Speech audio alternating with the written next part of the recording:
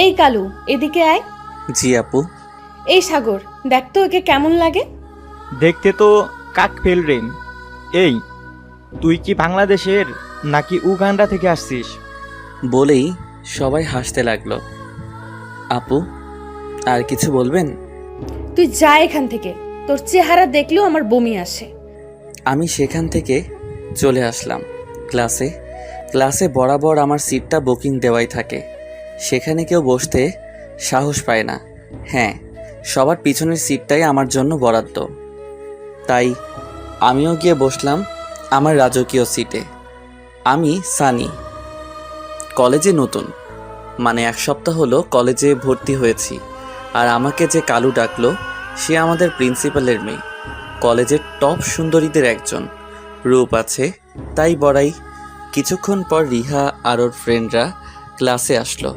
এই কালু, পড়া শিখছিস নাকি আজও বাইরে বের হয়ে যাবি?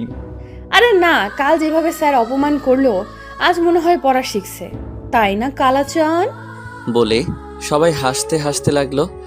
এত হাসাহাসি কিসে? স্যারের কথায় সবাই চুপ, যে যার যার সিটে বসে পড়ল।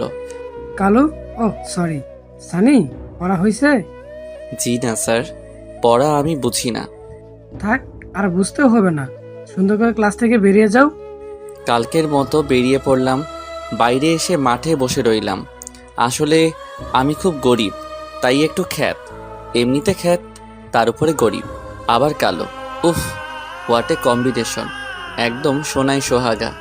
কি রে কালু, এখানে বসে বসে কি করছিস? কিছু না আপু, এমনি বসে আছি। তুই শুধু কালুই না, একটা জাতীয় বলদ। বলে রিহা আর বান্ধবীরা চলে গেল। কলেজ ছুটি হওয়ার পর আমি হেঁটে হেঁটে বাড়ি যাচ্ছি। প্রত্যেক দিন হেঁটেই যাই, আজও তাই করছি। এমন সময় একটা গাড়ি এসে আমার কাপড় নোংরা করে দিল। চেয়ে দেখি রিহার গাড়ি। রিহা মাথা বের করে হাসছে, তার মানে ইচ্ছে করেই করেছে। তার মানে কাল আর কলেজে আসা হবে না। বাসায় এসে শার্টটা ধুয়ে দিলাম, মা রান্না করছে। সানি, আজকে কাজে যাবি? মা যাচ্ছি। খাবার হইছে?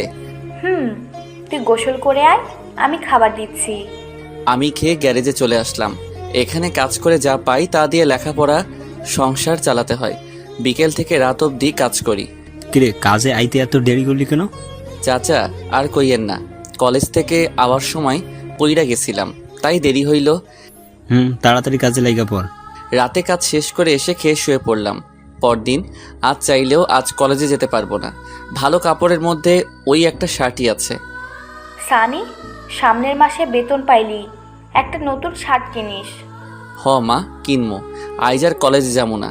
দেখি গ্যারেজে গিয়ে কিছু ওভারটাইম করতে পারি কিনা। খাইয়া যাবি না? না, তুমি খাইয়া নাও, আমি চাচার কাছে গিয়া খামো। আইসা। আমি গ্যারেজে চলে আসলাম। সানি, তুই আজ কলেজে যাস নাই? না চাচা, আইজ আর কলেজে যাবো না। খাইয়া আইসস? না, রান্না হয় নাই। তোমার কাছে কিছু আছে, খাওন যাব? ওইখানে 2টা বিস্কুট আছে, খাইয়া নিয়ে কামে লাগে যা। আমি বিস্কুট খেয়ে কাজে লেগে পড়লাম। আজ মনটা খুব খুশি লাগছে, কিছু টাকা বেশি পামো। সারাদিন কাজ শেষ করে টাকা নিয়ে বাসায় চলে এলাম। চাল আর কিছু বাজার করে আম্মার কাছে দিলাম। আম্মা, খিদা লাগছে খুব, তাড়াতাড়ি রাইন্দা খাওয়ান দাও। তুই হাত মুখ ধুইয়া নে। আচ্ছা। হাত মুখ ধুয়ে খেয়ে শুয়ে পড়লাম। পরদিন সকালে খুব ভোরে উঠলাম। শার্টটা শুকিয়ে গেছে। কিছুক্ষণ আগের পড়াগুলো রিভিশন করে কলেজে চলে এলাম। এসে দেখি রিহারা সবাই আড্ডা দিচ্ছে। এই কালু,